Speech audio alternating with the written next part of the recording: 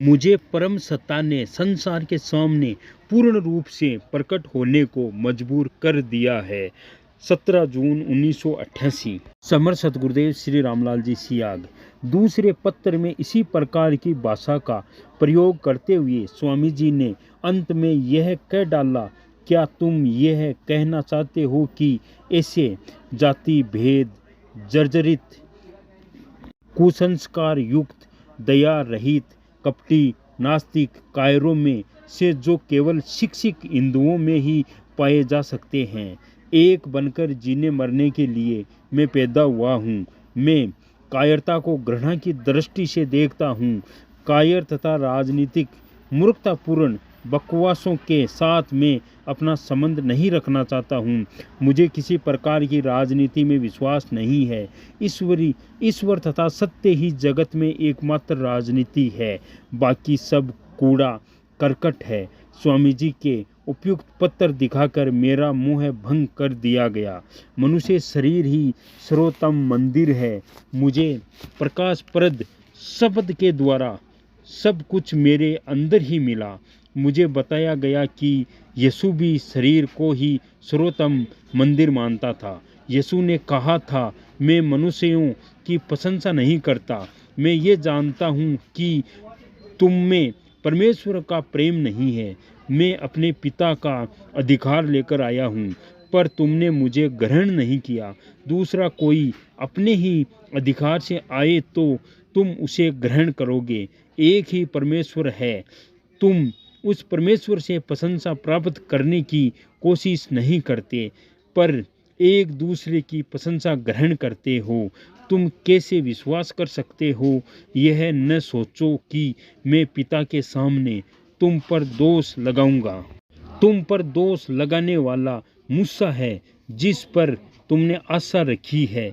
यदि तुमने मूसा पर विश्वास किया होता तो तुम मेरा भी विश्वास करते, क्योंकि मूसा ने मेरे विषय में लिखा है। मूसा ने जो लिखा है उस पर जब तुम विश्वास नहीं करते तो मेरे संदेश पर क्यों विश्वास करोगे? मरने से पहले यीशु ने जिस सहायक की बात कही है, पिता से विनती करूंगा और वह तुम्हें एक और सहायक देगा कि वह सर्वदा तुम्हारे साथ रहे, अर्थात सत्य का आत्मा, जिसे संसार ग्रहण नहीं कर सकता, क्योंकि वह न उसे देखता है और न उसे जानता है। तुम उसे जानते हो क्योंकि तुम्हारे साथ रहता है। वह तुम में होगा। मैं तुम्हें अनाथ नहीं छोड़ूंगा। मैं तुम्हारे पास आता हूँ। थोड़ी देर रह गई है कि फिर संसार मुझे न देखेगा, परंतु तुम मुझे देखोगे, इसलिए कि मैं जीवित हूँ और तुम भी जीवित रहोगे। भगवान श्री कृष्ण ने गीता में जिस अमर जीवात्मा की बात कही है, यीशु का इशारा उसी तरफ है, परंतु कालचक्र के प्रभाव से धीरे धीरे सारा ज्ञान लुप्त हो गया है। पैगंबर और अवतार में यही अंतर होता है। पैगंबर संदेश लेकर आता है, वह केवल संत पुरुषों को प्रभावित करता है तथा उनकी आस्था ईश्वर के प्रति दृढ़ करता है, जिससे कुछ काल के लिए शांति स्थापित होती है। परंतु राक्षस वर्ती के लोग पैगंबर की बात नहीं मानते। यीशु और मूसा के साथ यही हुआ, परंतु अवतार का होना युग परिवर्तन का संकेत है। सतयुग, त्रेता, द्वापर इसके प्रमाण है। कलयुग की समाप्ति भी उस परम सत्ता के पृथ्वी पर अवतरण के बाद होगी। सतलोक और अलखलोक की शक्तियाँ त्रेता और द्वापर में अवतरित हो चुकी है। कलयुग की समाप्ति के लिए अब अगमलोक की सर्वोच्च शक्ति को अवतार लेना होगा। महर्षि अरविंद के अनुसार वह शक्ति 24 नवंबर 1926 को इस पृथ्वी पर मानव रूप में अवतरित हो चुकी है। अपने कर्मिक विकास के लिए वह शक्ति 1994 के प्रारंभ में संसार के सामने प्रकट हो जाएगी। इस प्रकार इस सदी के अंत तक पूरे संसार के मानव उस शक्ति के आकर्षण में आ जाएंगे। इस प्रकार 21वीं सदी के प्रारंभ में भारत विश्व का धर्म गुरु बन जाएगा। भगवान श्री कृष्ण ने गीता के 18वें अध्याय के 66वें श्लोक में जो उपदेश दिया है, संसार पूर्ण रूप से उसका पालन प्रारंभ कर देगा। भगवान ने कहा है, सर्व धर्मा न परित्यज्य मामेकम शरण व्रज अहम तवा सर्व पापे भयो मोक्षी सयामी मा शुच।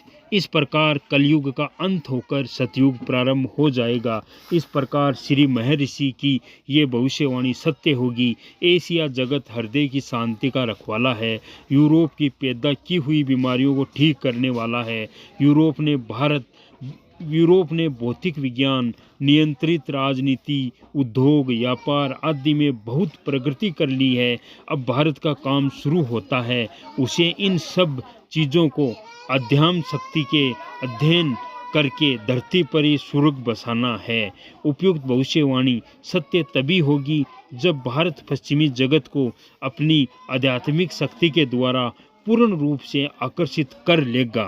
आपके इस जीवन में जो परिवर्तन आएगा वो संजीवनी मंत्र का जप करने से आएगा। आपको सदगुरुदेव के श्रीमुख से संजीवनी मंत्र सुनना है और उसके बाद में आपको ज़्यादा से ज़्यादा मंत्र का जप करना है। आप कोई भी काम करते हुए जप कर सकते हो। 2 टाइम आपको ध्यान करना है। बाकी निःशुल्क है, कहीं आपको जाना नहीं है, 1 रुपया भी आपको किसी को देना नहीं है। आप अपने घर का काम करते हुए, इस जीवन को जीते हुए, भौतिक जीवन को जीते हुए आप ये आराधना कर सकते हो। ब्रह्मांड की सबसे सरल आराधना है और इस आराधना से आपका भला हो जाएगा, आपका परिवार का भला हो जाएगा, आपको मोक्ष मिल जाएगा। अब आप देख लो आपको करना क्या है। होगा तो वही जो कल की भगवान चाहेगा। और अब न कोई अवतार है न कोई और है। 10वें अवतार समर्थ सदगुरुदेव श्री रामलाल जी सी आ गए।